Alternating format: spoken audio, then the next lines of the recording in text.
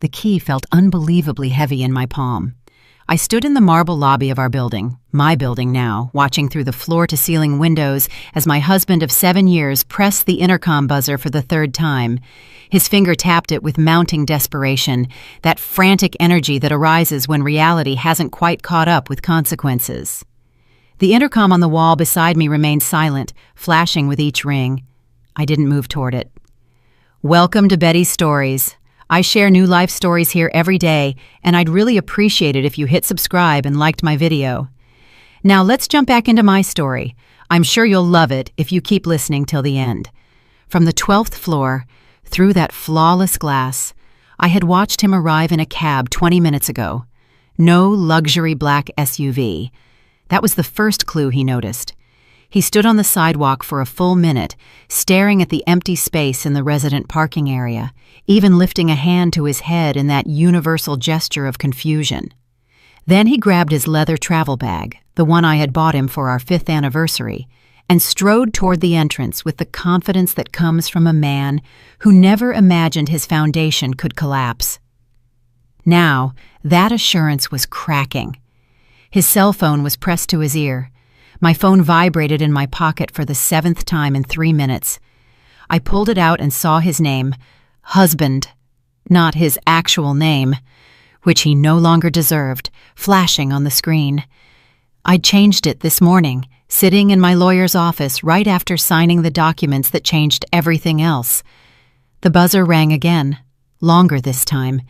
Through the glass, I saw Gary, our concierge, my concierge, speaking to him. Gary's posture was apologetic, but his hands were held up in that firm, universal gesture. "I'm sorry, but I can't do anything." He was following my instructions exactly. I'd spoken to him this morning, and the building management, and everyone who needed to know. My husband's face was shifting. I watched it happen in real time, even from this distance. Confusion gave way to something sharper. His jaw clenched, his shoulders squaring. He was saying something to Gary, gesturing toward the elevators, toward the home he'd left 3 days ago, the home he believed he was returning to, as always. My phone vibrated again. Then again. The messages came in rapid succession. I didn't need to read them to know what they said. "Where are you? What is going on? Why won't they let me in? Call me back." I remembered the dinner party 6 weeks ago, the candlelight reflecting in the crystal glasses, the way his eyes had lit up when he spoke about her. It was the specific cadence of his voice when he uttered those words that detonated everything I had built my life upon. I remembered what I discovered afterward, the emails, the bank statements, the truth that had been living in my home, sleeping in my bed, eating at my table. I remembered the marriage I had invested everything into, my youth, my trust, my money, my future. And I remembered the woman who was there before that dinner, before she knew, before she decided that some betrayals don't deserve forgiveness, they deserve precision. My husband was shouting. I couldn't hear him through the thick glass, but I saw his mouth moving. His free hand cut through the air in sharp, aggressive movements. Gary stepped back a little, and I mentally noted I'd be giving him a generous bonus for this. Another staff member approached, Darius, the evening shift supervisor. They were handling it exactly as I had coached. Call security if he becomes aggressive. Do not engage in dialogue beyond the script. "I'm sorry, sir, but you are no longer listed as a resident or an authorized guest at this address." I turned from the window and walked toward the elevator bank. My heels struck the marble in an even, measured rhythm that matched my heartbeat. Slow, calm, controlled. Behind me, the buzzing stopped, then started again. My phone continued its desperate vibration. The elevator doors opened with a soft chime. I stepped inside and pressed the button for the penthouse. As the doors closed, I caught a final glimpse of the lobby, the intercom still flashing red. The elevator began its smooth ascent, and I closed my eyes. This wasn't the end of the story. This was the point where I took back everything he thought he could take from me. But to understand how I got here, standing in this elevator, my husband locked out of the home he considered partially his life about to crumble in ways he couldn't yet imagine. You need to understand where it started. You need to understand the dinner, and you need to understand that the woman who walked into that restaurant 6 weeks ago died at that table. The woman in this elevator was a completely different person, one he should never have created. I met him on a Tuesday. That detail matters because I've always been suspicious of grand romantic beginnings, the cinematic, cute meet stories people create, retrospectively polishing mundane moments into destiny. Our meeting was a Tuesday afternoon at a professional development seminar. We both reached for the same stale croissant during a coffee break. Mundane, forgettable, except he smiled at me. That slow, unfolding smile that transformed his whole face into something warm and said, "I think the universe is telling us we have the same taste in mediocre baked goods." I laughed, a real laugh, not the polite little chuckle you give strangers, but a genuine burst of amusement that caught me off guard. At 31, I had navigated enough disappointing dates and sluggish relationships to have developed a thick shell of cynicism around anything that resembled romance. But something about his self-deprecation, the way he immediately broke the croissant in half and offered me the larger portion, made me think, maybe this is different. We talked through the rest of the break. Then we skipped the next session and continued the conversation over coffee at a neighboring cafe. Then dinner. Then he walked me to my car. And somewhere between the parking garage elevator and my vehicle, he asked for my number with a sweet nervousness that seemed incompatible with his confident exterior. "I know we just met," he said, shoving his hands in his pockets. "But I have a feeling if I let you drive away without getting a way to contact you, I'll kick myself for the next month." I gave him my number. That was 8 years ago. I tell you this because you have to understand that I loved him. Deeply, completely, with that total vulnerability that only comes when you decide someone is safe. When you look at a person and think, yes, I choose you, and I trust you with the most fragile parts of myself. Our romance progressed gradually. He was a consultant at a mid-sized marketing firm, ambitious and charming, the type of man who remembered small details about your day and sent you articles he thought you'd find interesting. I was a real estate lawyer, pragmatic and cautious, the kind of person who double reads every contract and never made an impulsive decision, except with him. When he proposed 10 months later on a random Sunday morning while we were making breakfast, no ring yet, just him suddenly putting down the spatula and saying, "I don't want to wait anymore. Marry me." I said, "Yes," before my brain had time to catch up. We married 4 months later in a modest ceremony that felt perfect because it was ours. His family flew in, my mother cried. Everything was exactly as it should have been. The cracks came later. All cracks do, but first there were 3 good years, maybe 4 if I'm generous with my memory. We bought a small apartment together. I made partner at my firm. He got promoted. We talked about children in that vague someday way that couples do when they still enjoy just being two. We traveled. Barcelona, Tokyo, a rainy road trip through Ireland that we laughed about every day. We fought. I thought we were building something. I didn't realize I was the only one holding the blueprints. The money came into my life when I was 36. An inheritance from my father's aunt, a woman I barely knew but who had apparently followed my career with quiet pride. She left me everything: her estate, her investment portfolio, her real property. It was substantial, life-changing, the kind of thing that shifts your entire paradigm of what's possible. $5 million after taxes. I remember sitting in the probate lawyer's office, staring at the document and feeling like I was looking at a number from someone else's life. My husband came with me. He held my hand during the reading of the will, rubbed my back when I unexpectedly cried, not from grief, but from the overwhelming strangeness of it all. "What do you want to do with it?" he asked me that evening, both of us still processing. "I don't know," I said honestly. "Invest most of it, I guess. Maybe we can finally buy a real home. Something that's actually ours, not a cardboard-walled apartment." His eyes lit up. "A house, a home," I corrected. "For us. For our future." We made love that night. with a tenderness that felt like a renewal, like we were reconnecting with something we'd allowed to drift away. In the afterglow, his arm around me, he whispered into my hair, "We're going to build something amazing. I can feel it." I believed him. God, I believed him. I was cautious with the money. Being careful was my nature, and my professional life taught me to be prudent with assets.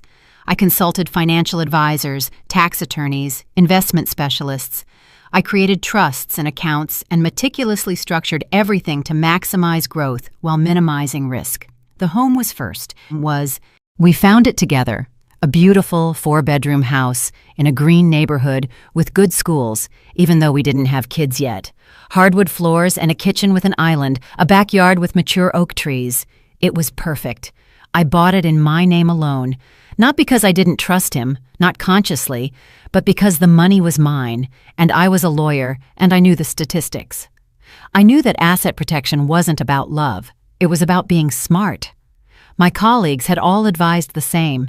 Keep the inheritance separate. Don't co-mingle funds. It's not romantic, but it's practical. At the time, he seemed okay with it. "Whatever makes you comfortable," he said, signing the documents that affirmed he had no claim on the property. "It's your money, I get it." We moved in on a Saturday in May. I remember because the lilacs in the front yard were blooming, and their scent filled every room. We christened every room as we brought in boxes that day. Dancing in the empty living room, ordering takeout and sitting on the kitchen floor, making love in our bedroom before we'd even assembled the bed frame. This was our home, our future, the foundation of everything we were building together. I meticulously renovated it over the next year, upgraded the bathrooms, refinished the floors, and modernized the kitchen. I used my inheritance for all of it, keeping scrupulous records. My money, my investment.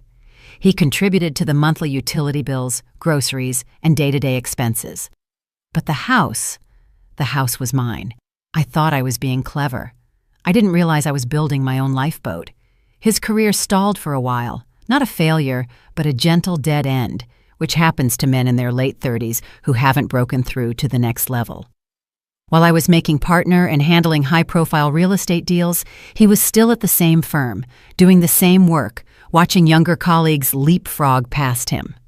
It created a tension between us that we never named out loud. He started making comments, small ones at first. "Must be nice to have a safety net," when I mentioned my investment portfolio. "Some of us have to work for everything we have," when I bought myself a new car with my bonus. Little jabs he delivered with a smile, as if they were jokes, but they landed heavy. I told myself he was just stressed, insecure, going through something. I tried to be supportive, offered to help with his resume, use my professional connections, introduce him to people who could boost his career. He agreed sometimes, bristled others. "I don't need you to rescue me," he snapped once when I suggested he talk to a recruiter I knew. "I'm not trying to rescue you," I said, confused. "I'm trying to help." Same thing. I didn't argue. I was learning there were topics that made him defensive, and his career was chief among them. So I backed off, gave him space, focused on my work, and tried to make home a place where he could feel successful, valued, needed. I became very good at making him feel big. I didn't notice I was making myself smaller. Looking back, from the other side of everything that happened, I can see the pattern forming. The way he withdrew when I landed a new client, the way his compliments came with caveats. "That's great, babe," though I'm sure half the success is just being in the right place at the right time. The way he sometimes introduced me at parties as Aisha, my wife, the lawyer, with just enough emphasis on the article to make it sound like a category, not an achievement. But at the time, I didn't see it. Or maybe I did, and told myself I was being too sensitive. Maybe I was too busy, too focused on my own achievements, too determined to believe in the marriage I had committed to. Maybe I didn't want to see that the foundation I thought we were building together was really one I was constructing alone, while he stood by, watching with increasing resentment. The 7-year mark came and went. We didn't celebrate. Both of us said we were too busy, though we'd always made time for anniversaries before. He started traveling more for work.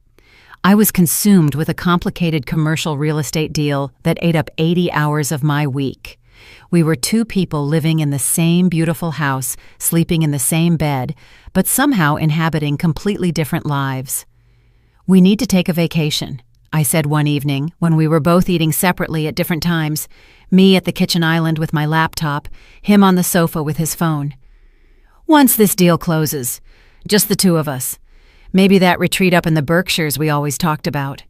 "Sure," he said, not looking up. "Sounds good." We never booked it.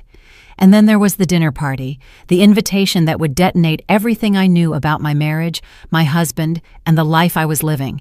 An invitation I almost didn't accept. The restaurant was the kind of place where the lighting was engineered to make everyone look beautiful and the prices weren't listed on the menu. I dressed carefully that evening, the way you do when you know you'll be in a room full of people who size you up in the first 3 seconds. A deep blue silk dress, form-fitting but not tight, understated jewelry. My hair styled to look effortless, but which took 20 minutes to achieve. My reflection in the hall mirror before we left showed a woman who looked successful, elegant, and composed. I didn't realize I was dressing for my own funeral. The dinner was hosted by Blake and Savannah Sterling, a couple my husband knew from early in his career. Blake was now a senior VP at some tech company with a name composed of lowercase letters and implying innovation. Savannah was in PR, the type of woman who calls everyone darling and makes you feel simultaneously wanted and judged. "We absolutely have to go," my husband had said when the invitation came. "Blake might have contacts for me, and Savannah knows everyone." So I cleared my calendar, rescheduled a client meeting, and put on my armor of silk and politeness. The restaurant was downtown, all exposed brick and Edison bulbs, with that industrial chic aesthetic that costs a fortune to look unfinished. We were directed to a private dining room in the back, where a long table was set for 12. Candles flickered in the center. Glasses caught the light. It was beautiful, with the calculated beauty that expensive things possess. The other guests were already mingling, holding cocktails and performing the social dance of professionals at networking events disguised as friendly gatherings. I recognized a few faces, people from my husband's industry, some I'd met at prior functions. And then I saw her. She was standing by the window, laughing at something Blake was saying. Even before my husband's entire body tensed next to me, I knew the way you sometimes know something by instinct, penetrating the bone and bypassing rational thought. It was Simone, the ex-girlfriend, the relationship that, according to the scant details he'd shared early in our relationship, had ended because the timing was wrong and they wanted different things. Ancient history, I had thought. Everyone has exes. It meant nothing, except that the way he was looking at her now meant something. His hand on my lower back froze, not recoiled, but simply stopped, as if all the electricity in his body had momentarily flowed elsewhere. I felt it, the shift, the sudden absence of his focus, even though physically he was still beside me. "You didn't mention she would be here," I said quietly. "I didn't know." His voice was strange, tight. Savannah swooped in, all air kisses and perfume, drawing us into the room and making introductions. "You remember Simone, don't you?" she said to my husband with that casual cruelty women like Savannah specialize in. "She's just moved back to New York City. Isn't that marvelous? Such a reunion." "Marvelous," I echoed, locking my professional smile into place. Simone turned to us, and I saw her clearly for the first time. She was beautiful, not in the standard way magazines or movies teach us to recognize, but in something more unsettling. She had an almost ethereal quality, pale skin, dark eyes, a certain quiet intensity that commanded attention. Her dress was a simple, restrained black, which somehow made every other woman in the room look like they were trying too hard. "Hello," she said. Her voice was low, a little husky. "You must be Aisha. I've heard wonderful things about you." "All lies, I'm sure," I said, with an ease I didn't feel. She laughed. "My husband? Never." We migrated toward the table. The universe, or Savannah's seating chart, which amounted to the same thing, placed Simone directly opposite us, slightly to the left of my husband. Perfect sightline. I was seated to his right. I watched him settle his napkin onto his lap with excessive concentration. The first course arrived. Conversation flowed around the table, that specific blend of professional shop talk and personal anecdotes that happens at these dinners. I participated when appropriate, asked the right questions, laughed at the necessary moments. But I was hyper-aware of my husband beside me. He was different, animated in a way I hadn't seen in months, maybe years. He was funny, charming, leaning forward when he spoke, his eyes shining. He was the man I had met 8 years ago at that conference, the one who made me laugh about a stale croissant, and all that energy was being directed across the table. "So, Simone," Blake was saying, "tell everyone about your new project. It's absolutely fascinating." She demurred modestly, but eventually allowed herself to be persuaded, describing her work. Something in sustainable architecture, designing eco-friendly buildings for developing nations. It was genuinely impressive. She spoke with passion and intellect, and I found myself understanding why the room leaned in when she spoke. "That is incredible," my husband said, and there was a note in his voice I couldn't immediately place. Pride, admiration, something else. "It's meaningful work," Simone said, looking at him. "I realized a long time ago that life is too short to do things that don't matter. You taught me that, by the way." The table gave a collective, "Ah." I took a large gulp of wine. The conversation continued. More courses arrived. The wine flowed freely, slowly, imperceptibly. I watched my husband fall in love with his ex-girlfriend in real time, sitting right next to his wife. Implicitly, he didn't touch her, didn't ignore me. But there was an energy between them, a current that anyone who cared to notice could feel. They had their in-jokes, shared references, the shorthand that comes after an intimate history. "Remember that time in Costa Rica?" Simone said at one point, laughing. "With the monkey?" My husband actually threw his head back and roared with laughter, a full-body expression of delight I had almost forgotten he was capable of. Oh God, I blocked that out. The trauma was too great. Everyone was charmed by it, asking for the story, which they recounted in tandem, finishing each other's sentences, a perfectly choreographed duet of shared memory. It was a funny story. I laughed with everyone else. I hadn't known they went to Costa Rica together. He had never mentioned it. But why should he have? It was before me. Ancient history. Except it didn't feel ancient, not the way he looked at her. The main course arrived. Some perfectly cooked fish, the taste of which I didn't register. The conversation broke into smaller clusters. Savannah was now talking to me about a charitable gala she was organizing, and I answered on autopilot, tracking the conversation happening to my left. My husband was asking Simone about her life, where she'd been, what she'd been up to. "I spent the last 5 years abroad," she said, "working on projects in South America, then Southeast Asia." She'd been engaged briefly, but it hadn't worked out. "He was a good man," she said, with a small, sad smile, "but not the one, you know. I guess I always had a very specific idea of what I was looking for." Her eyes flickered to my husband for a moment as she said it, barely a fraction of a second, but I saw it. And he did too. "Well," Blake said, lifting his glass, "we're glad you're back. The city was duller without you." We all drank to that. My hand was steady on the crystal stem. My face was an expression of pleasant agreement. Inside, something was shifting. A tectonic movement for which I didn't yet have words. Dessert came. The table was noisy now, several conversations overlapping. People were relaxed by the wine and the food. I was talking to someone's husband about land use law late in the hour, a discussion I could conduct in my sleep. And then I heard it. My husband's voice, not loud, but distinct in a momentary lull of the surrounding noise. "You know, you've only gotten more beautiful with age. It's hardly fair to us mere mortals." The table laughed. Someone, Savannah, I think, said something about his charm, but I stopped breathing. He was looking at Simone as he said it, directly at her, with an expression of such frank admiration, such unconcealed appreciation, that it felt like being punched in the chest while sitting down.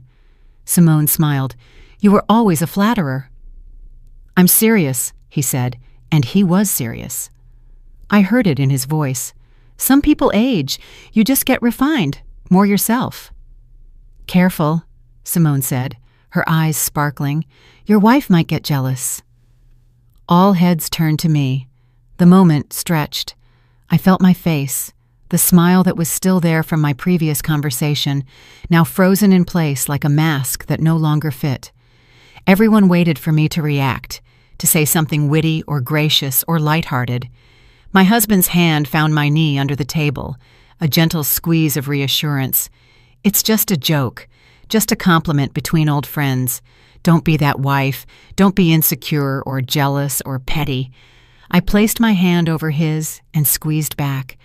Then I looked at Simone and said with perfect lightness, "Oh, I'm secure enough to admit when my husband is speaking the truth. You really do look lovely." More laughter. The moment passed. The conversation moved on. His hand left my knee. The rest of the dinner blurred. We said our goodbyes, promised to get together soon, which I knew would never happen. I hugged Savannah and thanked her for a lovely evening. I even hugged Simone. Two women embracing briefly while my husband watched. "It was so nice to finally meet you," she whispered in my ear. "He's lucky to have you." The words were right. The delivery was perfect, but they landed like a threat. We walked to the car in silence. My husband was driving. I stared out the window at the streaking city lights, feeling like I was underwater, everything muffled and distant. "That was nice," he finally said. His voice was casual. "Good food. Hope it wasn't weird that Simone was there." Should it have been? No, of course not. Just, exes can be awkward. I turned to look at him. His profile was intermittently lit by the streetlights, familiar and suddenly foreign. "You told her she was beautiful." "What? Oh." He shrugged, eyes on the road. "I was just being polite. She's been through a lot." "You said she was more beautiful than she used to be." "Did I?" He sounded genuinely unsure, and that was somehow worse, that he could say something that cut into my memory and not even recall the exact words. "I was probably just trying to be friendly. You know how those events are." I knew. I knew about professional pleasantries, social lubricants, and meaningless compliments that smoothed over gatherings. This hadn't been that. But I also knew that if I pressed, if I turned this into a thing, I would be the problem. The insecure wife, the jealous woman who couldn't handle her husband being polite to an ex. So I said nothing. We drove home in silence. Went through our nightly routine. He fell asleep almost immediately, his breathing deep and even beside me. I lay awake until dawn, staring at the ceiling, replaying the dinner in my mind. His face when he first saw her, the light in his eyes when he spoke to her, the way he looked at her when he called her beautiful. Truly looked, the way you look at something precious. The way he hadn't looked at me in years. Something had cracked inside me during that dinner. A space was created where questions could grow. And as I lay there in the dark, listening to my husband sleep peacefully beside me, those questions began to take root. Who was this man I married? What was this life I had built? And why did I suddenly feel like a stranger in my own home? I didn't have the answers yet, but I was about to start looking for them, and what I found would change everything. I didn't confront him the next morning or the morning after. I watched. It's amazing what you notice when you actually pay attention. All the little things that had been happening in the periphery of my consciousness suddenly snapped into focus, as if I had adjusted a lens from blurry to sharp. He was on his phone more. Not a lot more. He was always glued to it. But there was a quality to the way he held it now. Guarded, slightly angled, and he took it with him everywhere. The bathroom, the kitchen, out to grab a glass of water, step out to check the mail. "Everything all right?" I asked one evening, 3 days after the dinner, when he got up from the sofa for the 4th time to check a notification. "Yeah, just work stuff." but he was smiling when he typed, a soft, private smile of a man involved in a conversation he enjoyed. Work didn't make him smile. So I started noticing the details, the way he dressed better in the mornings, even on days he worked from home, a new cologne I hadn't bought him, a sudden interest in going to the gym, which he had abandoned 2 years ago. "You look good," I said one morning, and I meant it. He did look good, energetic, alive, and that should have made me happy. "Thanks," he said, kissing my cheek on his way out the door. "Just trying to take better care of myself." For her, I didn't say. You're doing it for her. But I didn't know it yet, not for sure. And I was always a person who needed proof, concrete facts, before leveling an accusation. That was the lawyer in me. Suspicion is not proof. A feeling is not a case. So I started gathering evidence. It began small. I paid attention to his patterns. He used to be careless with his phone, leaving it on the desk while he showered, on the nightstand while he slept. But now, it was always screened down, always password protected. He had changed the code. I noticed when I went to use it to call my own phone, which I had misplaced, something I'd done 100 times before. "What's your new code?" I asked casually. A microsecond of hesitation. "Oh, I changed it for security. Here, what do you need?" He unlocked it himself and handed it to me, then stood nearby while I called my phone. When I found it and hung up, he immediately took his phone back. That's when I knew, not exactly what, but that something was there. I could have asked him directly. I probably should have. A healthier version of me in a healthier marriage would have said, "I feel us drifting. Something is wrong. Can we talk?" But I was afraid of the answer. Or maybe I was afraid that he would lie. Or worse, that he would tell the truth, and I'd have to deal with it before I was ready. So instead, I did what I do best. I investigated. The phone bill was easy to check. We were on a shared plan, and I had account access. I pulled the records for the last month and started scrolling through the call log. There were the usual numbers, work colleagues, his mother, and then one number that appeared with increasing frequency, especially in the evenings and late at night. Calls for 30 minutes, 45 minutes, while he was supposedly working in his home office. I was in bed, reading, while we lived our separate lives under one roof. I could have called that number. Part of me wanted to, but I already knew whose voice would answer. Instead, I checked our credit card statements. Another shared account we used for household expenses and day-to-day purchases. I had online access. I usually paid the bills anyway. There were charges I didn't recognize. Flowers sent 3 weeks ago. I hadn't received flowers. A restaurant I had never been to on a Tuesday when he said he was working late. Another restaurant, a wine bar, a coffee shop, all in a neighborhood on the opposite side of town. Each charge was small enough to be unnoticed on its own, but together they painted a picture I didn't want to see. I sat at my desk in our home office, my office, in the house I bought, and stared at the spreadsheet I had created. Calls, texts. I couldn't see the content, but I could see the volume. Charges, the chronology of a betrayal laid out in data points. My hands were shaking. I closed the laptop and sat in the silence of the room. The late afternoon sun streamed through the window. Dust motes floated in the gold light. Everything looked normal, even beautiful. This home I created, this life I built. It was all a set for a play I hadn't realized I was acting in. The next morning, I called in sick to work. I never called out sick. My assistant sounded genuinely concerned. "Are you okay? Do you need anything?" "Just a stomach bug," I lied. "I'll be fine tomorrow." My husband had already left for work. I waited 30 minutes after he left, then went into his office. I felt like a criminal, rooting through his things. In 8 years of marriage, I had never snooped, never felt the need to. Trust was supposed to be the bedrock of what we had, but foundations crumble. His office was neat. He was fastidious about his workspace. The desk organized, folders labeled, books alphabetized. I started with the obvious places: desk drawers, file cabinet, nothing incriminating, just work documents, old tax returns, appliance warranties.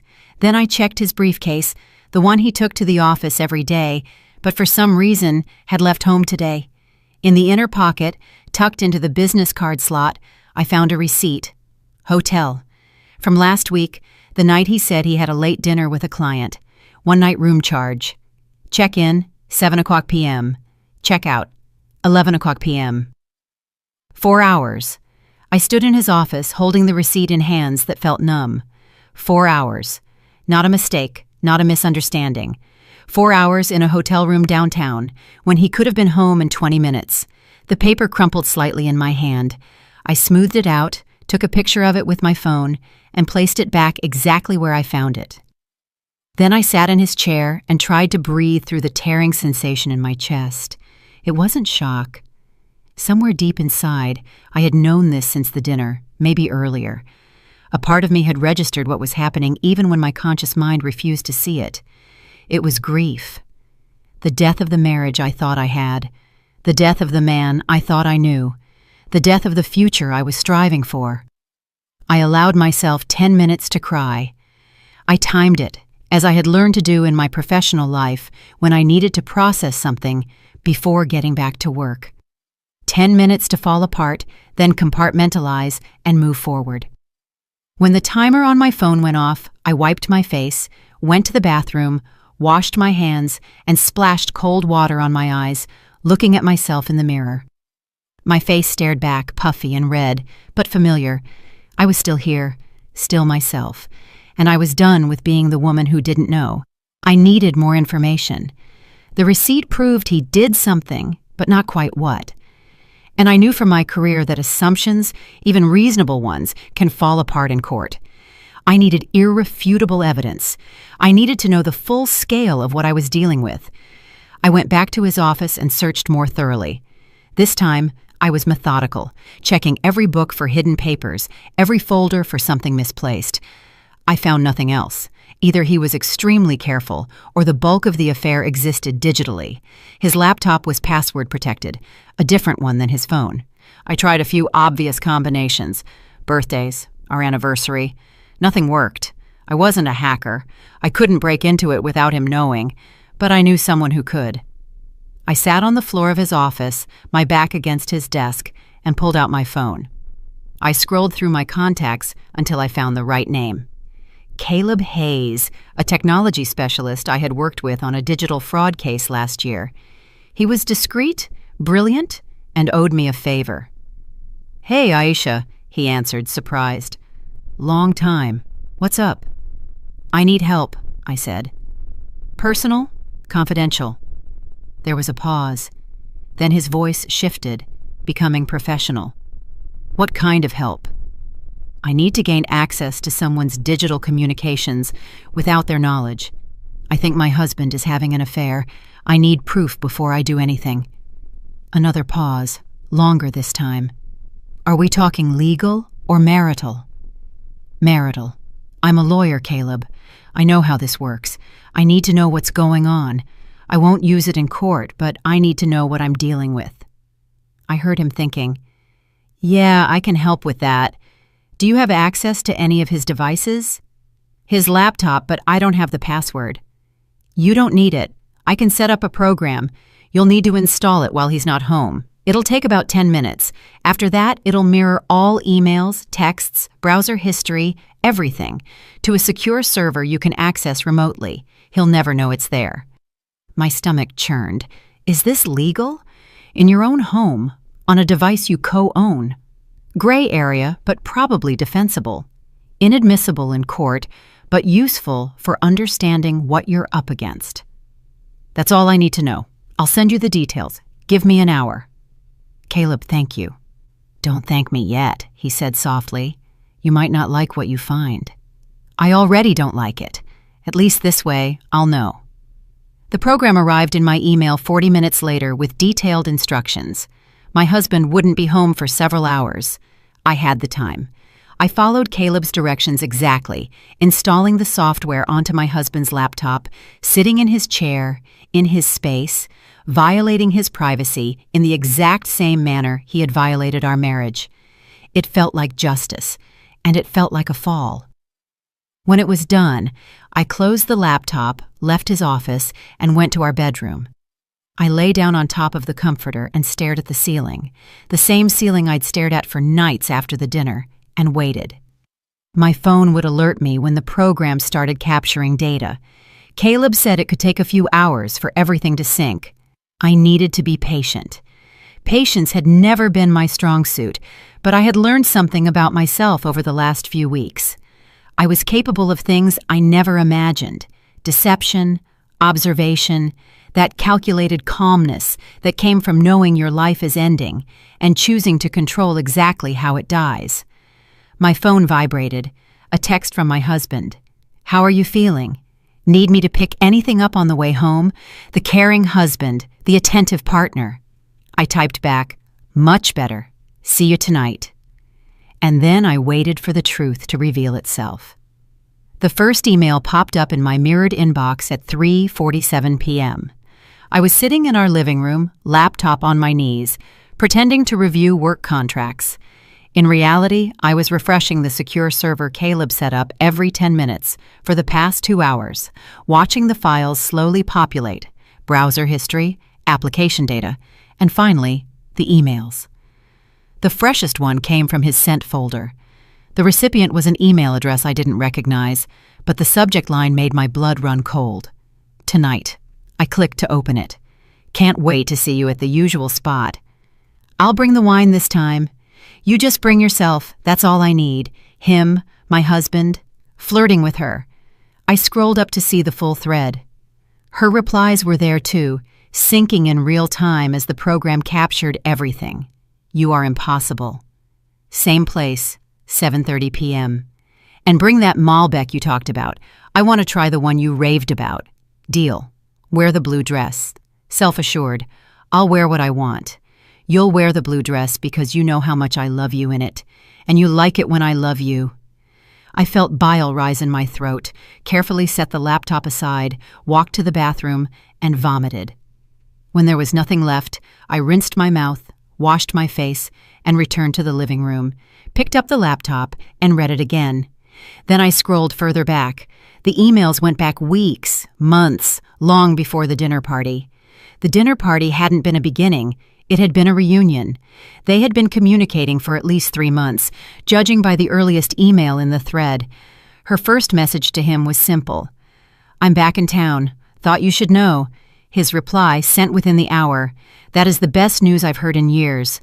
When can I see you?" I read every email, watching their romance unfold in reverse. From today's casual plans to those first cautious messages that still had plausible deniability. "Just coffee? As friends. Such a great catch-up. We should do it again."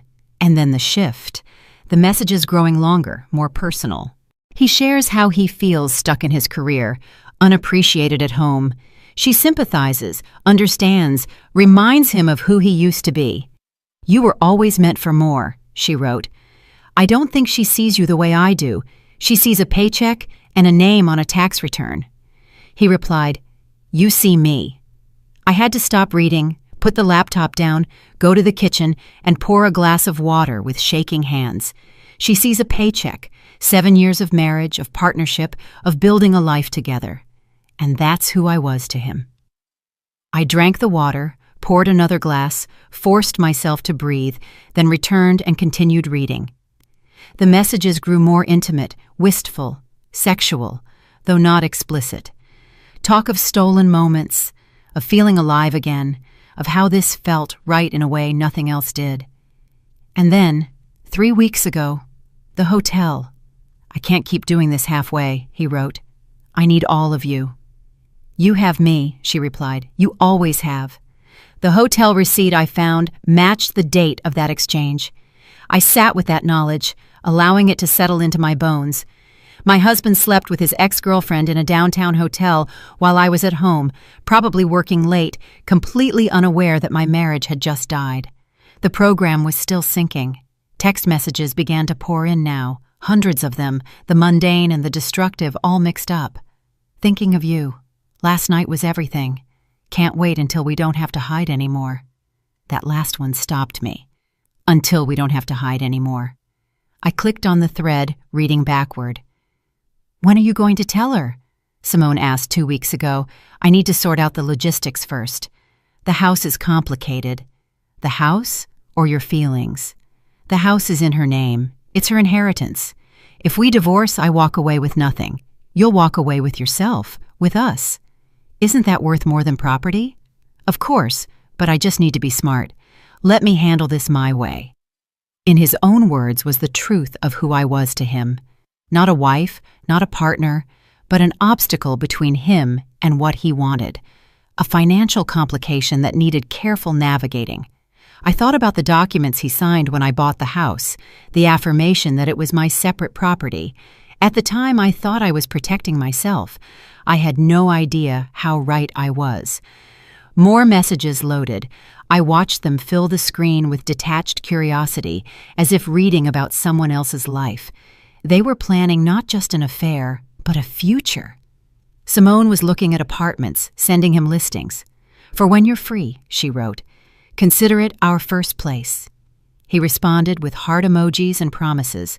They talked about trips they would take together, the life they would have, how much better suited they were than either of them was in their current situations. "She never really understood me," he wrote. "I feel like I've just been pretending for the last few years." "Then stop. Life is too short to be with the wrong person." "Soon," he promised. "I just need to set everything up correctly."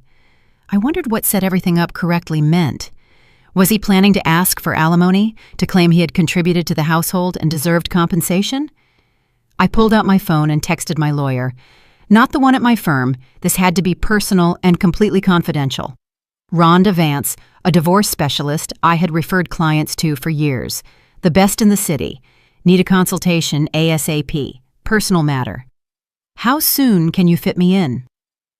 The reply came 3 minutes later. 9 a.m. tomorrow. My office. Are you okay? I will be. I went back to the laptop. The program had completed its initial sync. I now had access to everything. Every email, every text, every photo, every browser search. I started scrolling through the browser history, finding the search queries he had performed. Divorce lawyer. How to claim spouse property rights. Alimony rights when wife makes more. He had been researching, planning, preparing to leave me while simultaneously figuring out how to take as much as he could with him. And all the while, he came home, kissed me on the cheek, asked how my day was, slept in our bed. I checked the photo folder. There she was, Simone, dozens of pictures of them together, coffee dates, dinner outings, her in his car laughing, him kissing her cheek, selfies of them in bed, thankfully clothed. But the intimacy was unmistakable. The photos dated back over the last 3 months, a visual chronology of everything I had been too busy to notice. In one photo, she was wearing a necklace I didn't recognize, delicate, expensive-looking. I cross-referenced the date with the credit card statements. A purchase at a jeweler for $6,000 2 weeks ago. I had assumed it was for me, for our upcoming anniversary. Maybe an early birthday gift. It had never been for me. I created a folder on my secure drive and began organizing everything. Screenshots of the email threads, the messages, the photos, the credit card statements, the phone records. I was building a case against my husband with the same meticulous care I would give to any legal brief. Proof of the affair, documented. Proof of the financial planning to profit from the divorce, documented. The timeline of deception, documented. By the time I finished, it was 5:30 p.m. My husband was due home in an hour. Later, actually, since according to his messages, he was planning to meet Simone at 7:30 p.m., which meant he would need an excuse. I didn't have to wait long. 6:15 p.m., my phone vibrated with a text from him. Stuck at work last minute. Don't wait up for dinner. Love you. Love you. 2 words that used to mean everything. Now they were just sounds. Meaningless noise covering up the truth. I replied, "No problem. Going to bed early anyway. Still not feeling great. Get better, babe." I wondered if he felt any guilt at all, or if the lie had become so routine that it was just another task to check off. Text wife. Cover tracks. Go to mistress. I had 3 hours before he would be home, maybe 4, depending on how long he stayed with her. I used that time to think, not about whether to leave him. That decision had been made the moment I saw those emails. You can't unknow something like that, can't unfeel the betrayal. The marriage was over, even if he didn't know it yet. I thought about how I could confront him tonight when he came home, throw the evidence in his face, scream, cry, demand answers to questions that no longer mattered. Or I could be smart. I was a real estate lawyer. I knew property law inside and out. I knew what was mine and what wasn't, what was defensible and what was vulnerable. And I knew that in a divorce, the person who plans wins. He had been planning, researching his rights, figuring out his strategy, all while keeping me in the dark. But he made one critical mistake. He underestimated me. The house was mine, bought with my inheritance, deeded in my name alone, with a clear paper trail showing separate property. He had signed documents acknowledging this. No matter how good his lawyer was, he would not get this house. Our cars were in our individual names. Mine was paid off. His SUV had 2 years of payments left, payments that came from our joint account, which I could close. Our bank accounts were joint, except for my investment portfolio, which was entirely separate.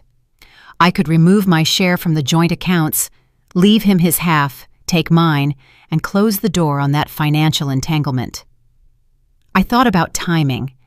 If I acted too fast, without proper legal counsel, I might make mistakes. But if I waited too long, he might make his move first. Tomorrow morning, I would meet Rhonda Vance and devise the legal strategy, and then I would execute it. But tonight I needed to see it with my own eyes. I knew where they were meeting. The message mentioned the usual spot, a wine bar in the Arts District I had never been to. Probably their place, full of memories I wasn't a part of. I could go and watch them together. Some would call it self-destructive that I already had all the evidence I needed, but I needed to see it, to witness the death of my marriage in real time, to etch it into my memory so that when he inevitably tried to gaslight me, to minimize it, to make me feel crazy for being hurt, I would have this. I would have the image of him with her, living the truth he had been hiding. I dressed, not the version of myself he knew, not the professional lawyer or the composed wife. I put on jeans, a simple black sweater, minimal makeup, pulled my hair back, and wore my glasses instead of contacts. I looked like a different person. I felt like a different person. At 7:15 p.m., I got in my car and drove downtown. The wine bar was called the Obscura. Of course, it was tucked into a converted warehouse in the Arts District, the kind of place with exposed ductwork and Edison bulbs and a carefully curated selection of natural wines that cost $50 a glass. Through the large front windows, I could see the warm glow of the interior lighting. People were clustered at small tables, laughing and talking in the animated way people do at the beginning of an evening when they are still fresh, still hopeful about how the night might unfold. I parked 2 blocks across the street, far enough away to be unseen and close enough to observe. My hands were steady on the steering wheel. That surprised me. I expected shaking, tears, some physical manifestation of the emotional earthquake happening inside me. But I felt calm, cold, almost as if I had stepped outside my body and was watching this happen to someone else. Maybe it was shock, or maybe this was who I became when the worst happened. Not the woman who fell apart, but the woman who observed, documented, prepared. At 7:28 p.m., his car pulled up. The black SUV he insisted on leasing 3 years ago. The one I privately thought was a cliché, but supported anyway because it made him happy. He circled the block once, looking for parking. Finally found a spot 2 cars ahead of me. I slunk down in my seat, though it wasn't necessary. He wasn't looking for me, wasn't thinking of me at all. His thoughts were likely of her, the evening ahead, the life he was building in secret, while our marriage quietly died of neglect and betrayal. He got out of the car, and I watched him check his reflection in the window, smooth his hair, adjust his collar. He was wearing the blue shirt I bought him for his birthday, the one I told him brought out his eyes. He wore it for her. He walked into the bar with the confident, easy stride of a man going toward what he wanted. I waited 30 seconds, then got out of my car. The November air was sharp, biting through my sweater. I had left my coat in the car. Good. The cold helped, kept me sharp. I walked toward the Obscura. My heart was pounding, though my hands were still steady. Through the window, I could see him at a table in the back. She wasn't there yet. He was looking at his phone, smiling at something. Probably a message from her saying she was almost there. I couldn't go inside, too risky, but the bar had a side patio. I could see it from the street. Heaters glowed in the evening gloom, and the patio connected to the main room through open French doors. If I positioned myself just right, I could see their table. I walked around to the patio entrance. A few people were seated at the outside tables, bundled up in coats, determined to enjoy the atmosphere despite the chill. I chose a corner table, partially concealed by a potted tree, ordered a glass of red wine from the waiter who appeared, and turned my chair so I could see through the doors. Perfect sightline. At 7:35 p.m., Simone arrived. I saw her before he did, watched her survey the room, her face lighting up when she spotted him. She was wearing the blue dress, the one he told her to wear, and she looked beautiful.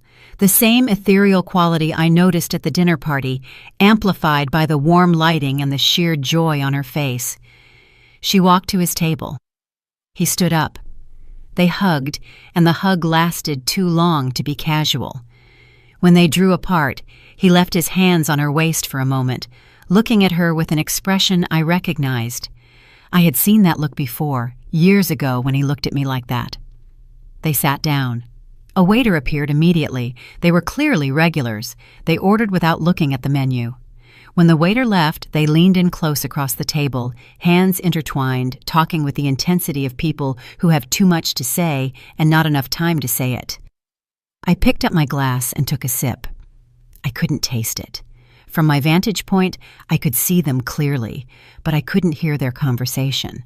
I could only watch, read the body language, fill in the blanks with my imagination, which was somehow worse than knowing. She laughed at something he said, throwing her head back. Her hand reached across the table to touch his. He turned his palm up, caught her fingers, and held them. Such a small gesture, meaningless to anyone else in the restaurant, devastating to me. The wine arrived at their table. He had brought the promised Malbec. The waiter poured. They raised their glasses and they clinked together, a sound I didn't hear but could imagine. Clink. Clink. A promise made in wine. They drank. His thumb traced circles on the back of her hand. I watched him be present with her in a way he hadn't been with me in years, maybe ever. He was leaning forward, engaged, animated, laughing. She said something, and he actually put a hand over his heart, feigning injury, and she laughed even louder.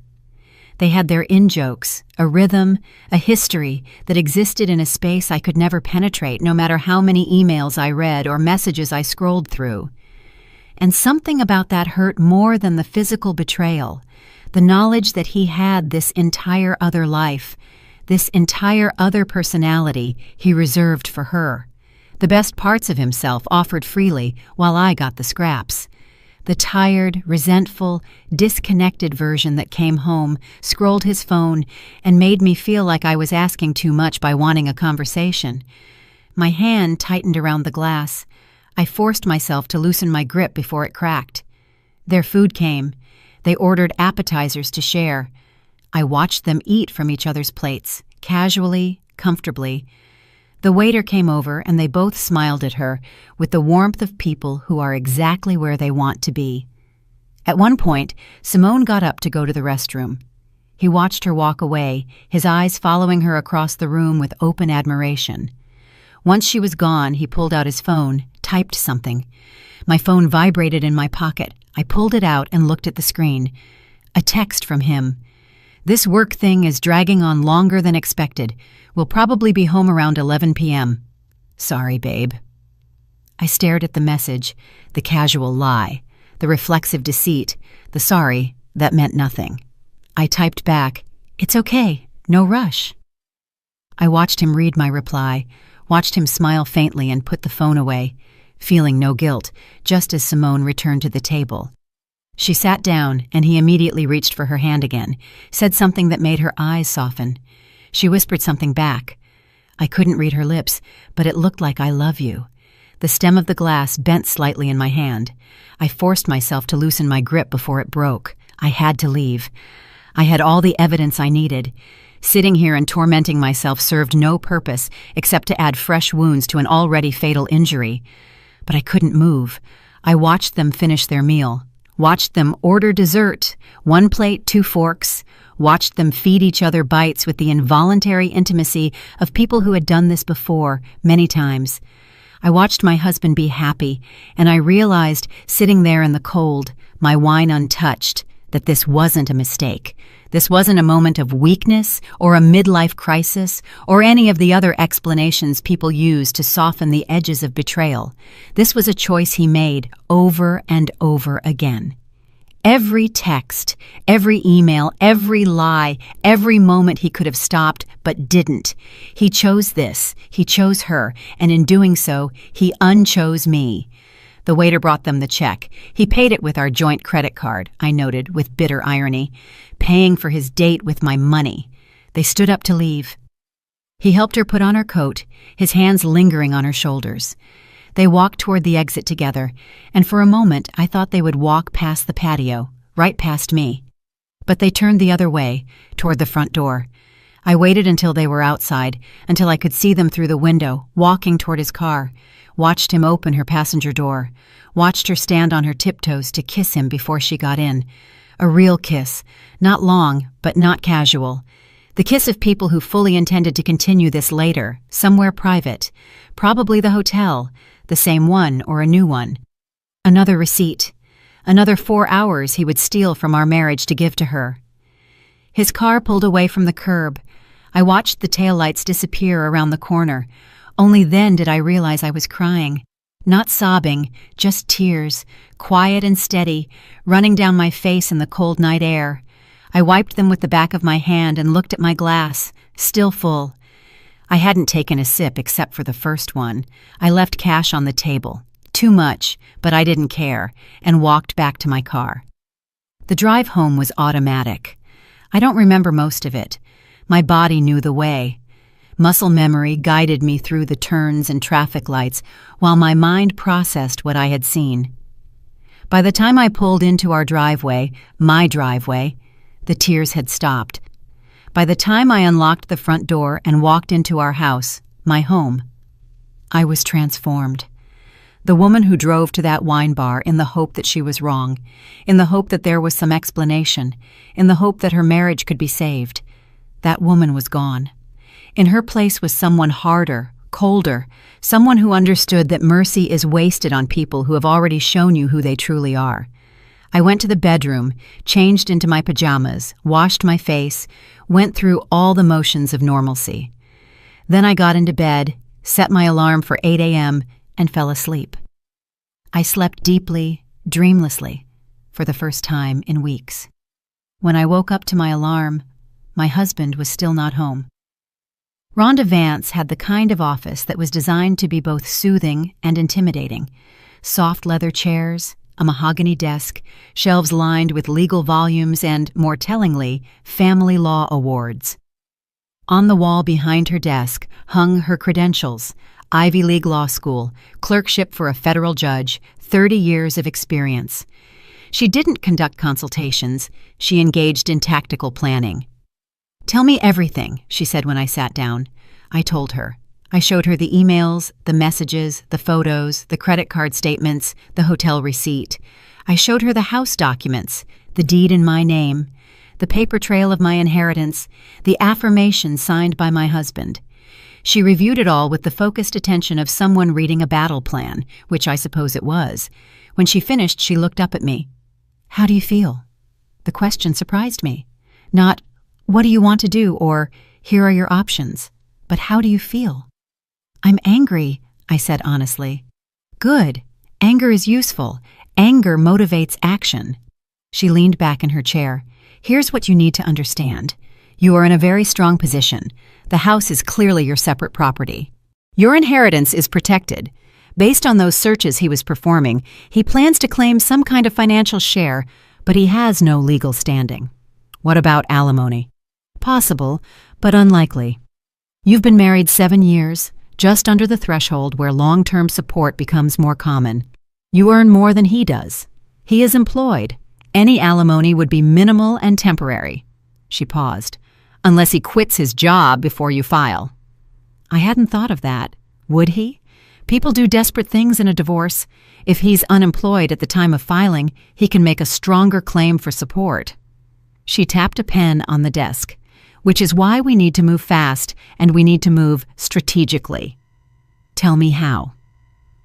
Over the next hour, Rhonda laid out the plan. First, I was to secure all my separate assets, move the money out of our joint accounts, only my share, clean and documented, change the passwords on my individual accounts, and remove my name from any shared credit cards while paying my portion of the balance.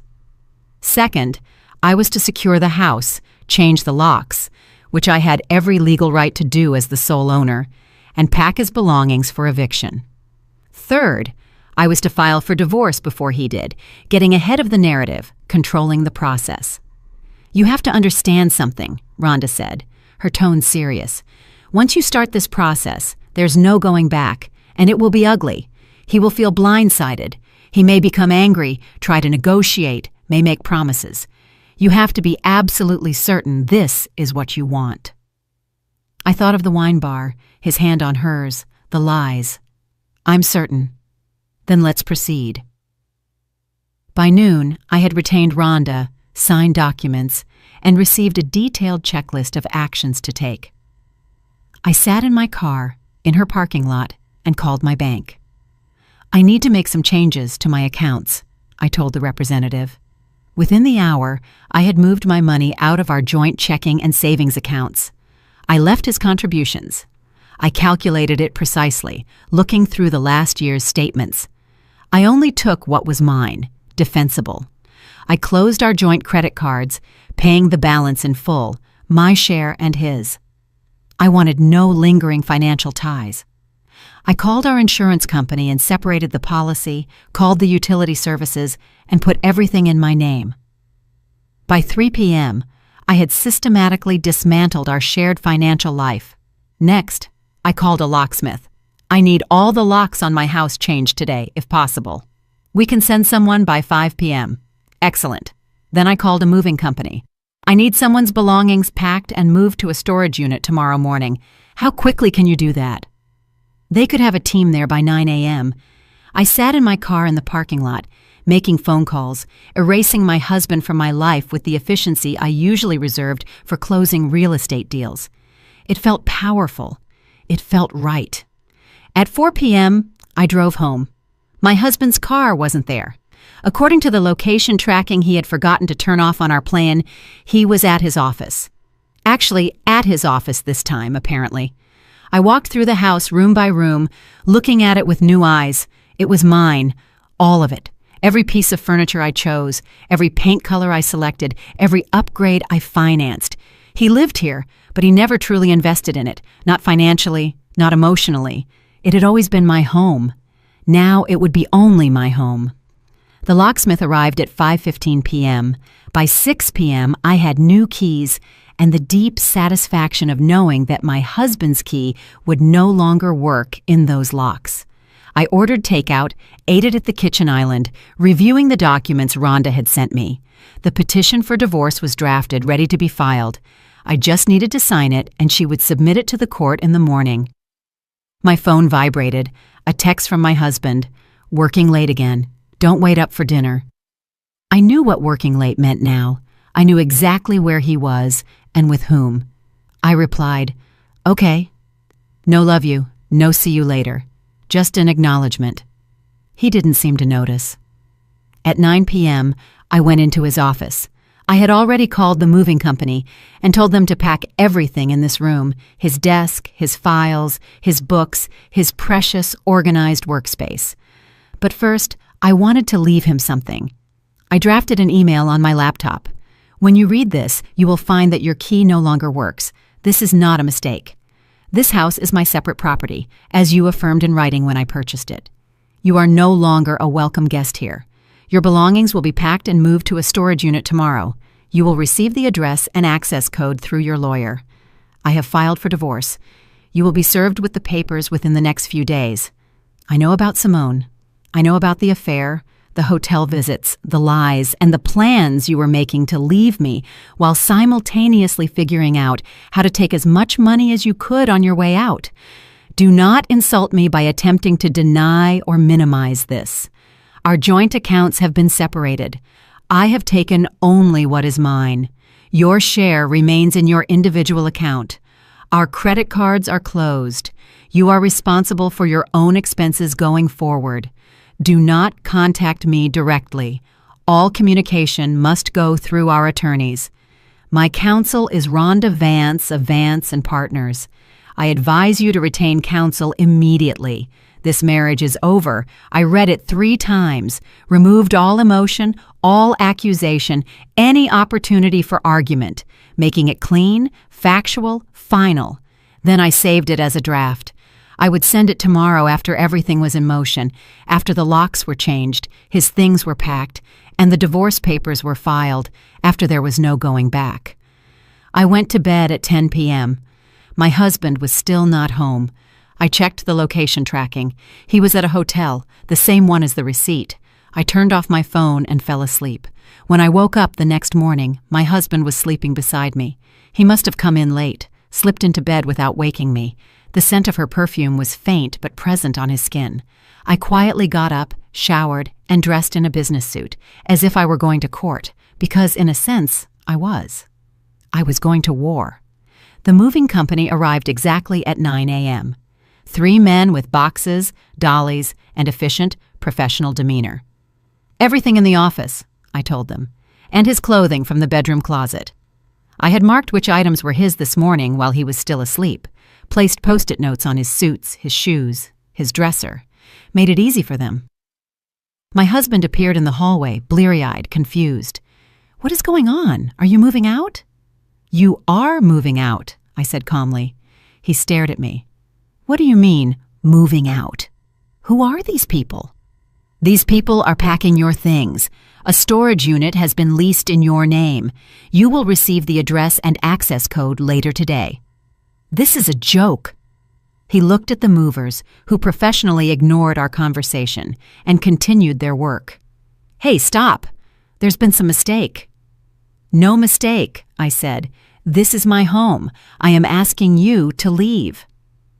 His face cycled through several expressions: confusion, disbelief, and finally, rage. You can't just throw me out. I live here. I can. This house is my separate property. You have no legal claim to it. Check with your lawyer if you don't believe me. What the hell is this about? His voice was rising now. Did someone say something to you? It's about Simone, I said quietly. It's about the affair you've been having for the last 3 months, the hotel visits, the lies, and the plans you were making to leave me while simultaneously figuring out how to take as much money as you could on your way out. I know everything, I continued, my voice level. The emails, the messages, the credit card charges, all of it. Do not insult me by trying to deny it. He opened his mouth, closed it, opened it again. Let me explain. There's nothing to explain. I'm filing for divorce. You will be served with the papers within the next few days. Our finances are already separated. Your belongings are being packed right now, and your key will no longer work in those locks. You changed the locks? Disbelief and anger fought for dominance in his tone. You can't do that. I already did. He took a step toward me, and I held up a hand. Don't. The movers are witnesses. My lawyer has documented everything. If you want to make this harder than it has to be, you will only hurt yourself. I live here, he repeated, as if repetition would make it true. You lived here, past tense. Now you need to figure out where you're going to live. Where am I supposed to go? He asked, and for the first time he sounded small. That's no longer my problem. I pulled the printed email from my pocket. I had decided to hand it to him personally, rather than sending it.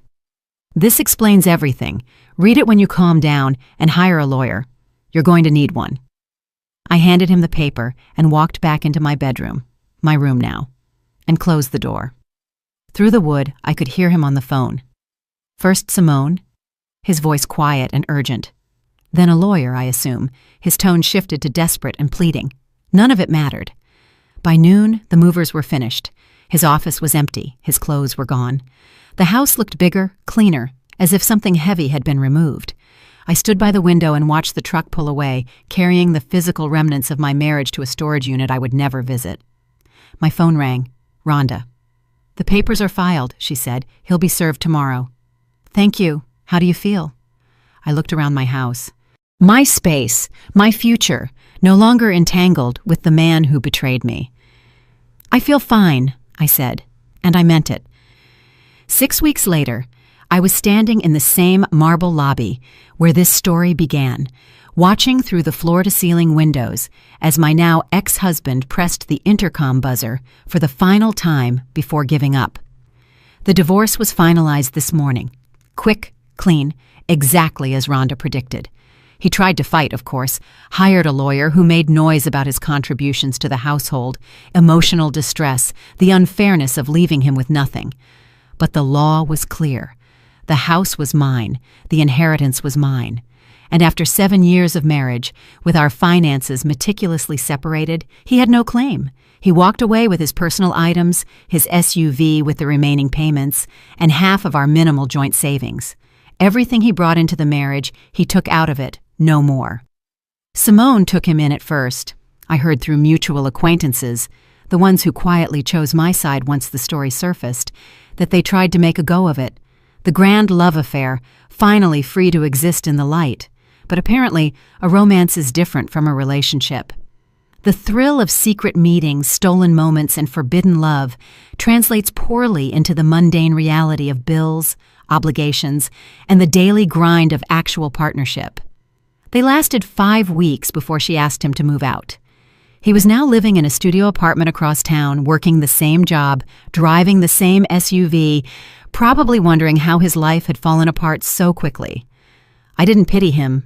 I felt free. The house was still mine, but it felt different now. I renovated his office, turning it into a reading room with built-in bookshelves and a comfortable chair by the window. I repainted the bedroom, changed the bedding, made everything new. My career was thriving. Without the emotional drain of a dying marriage, I had energy to invest in my work. I had taken on 2 major clients in the last month, handling cases that used to stress me out with a calm confidence that surprised even me. I started running in the mornings, joined a book club, reconnected with friends I had neglected during those years of trying to save a marriage that was already gone. I was building a life, not the one I planned, not the future I envisioned when I said yes to a breakfast proposal 8 years ago, but mine, completely, wholly mine. Sometimes late at night, I thought of the woman I used to be, the one who walked into that upscale restaurant and sat across from her husband's ex-girlfriend, smiling through the pain of being compared and found wanting. That woman believed that love meant holding on, that commitment meant enduring, that a good wife made herself smaller so her husband could feel bigger. That woman was gone. In her place was someone who understood that the opposite of love isn't hate, it's indifference, and that the most powerful thing you can do when someone betrays you is not to seek dramatic revenge or make them suffer. It is to remove them from your life with the same careful precision with which you remove a tumor, completely, totally, finally, forever. I watched the figure of my ex-husband walk away down the sidewalk, his shoulders slumped, alone. Then I turned from the window, walked to the elevator, and rode up to my home. The doors closed behind me, and I smiled. Not because I had won, though I had, but because I realized that the best revenge isn't making someone homeless or broke or miserable. It's building a life so full, so rich, so wholly yours, that their absence becomes irrelevant. He thought he could use me as a safety net while he planned his future with someone else. Instead, he taught me that I never needed him at all, and that lesson, however painful it was, set me free. The elevator reached my floor. I stepped out into the hallway, pulled out my new key, the copy of which only I possessed, and unlocked the door. Inside, everything was exactly as I had left it. Quiet, calm, mine. I slipped off my shoes, poured myself a glass of wine, and walked over to the window that overlooked the city. Out there somewhere, he was figuring out his next move, wondering what went wrong. maybe even telling himself a story where he was the victim. I had far more important things to do than think about a man who had already taken up too much of my time. I had a life to live, and it was going to be extraordinary. I'm really glad you're here and that I could share my story with you. If you liked it, show me by liking the video and subscribing to my channel. Let's see how many of us there are. Write in the comments which city you're watching from and what time it is. I'm so curious to know where all you wonderful people are tuning in from. If you want to support me a little extra, you can also send a small donation. I share new life stories for you every single day. And now, 2 of my most popular stories will pop up on the screen so you can choose what to watch next.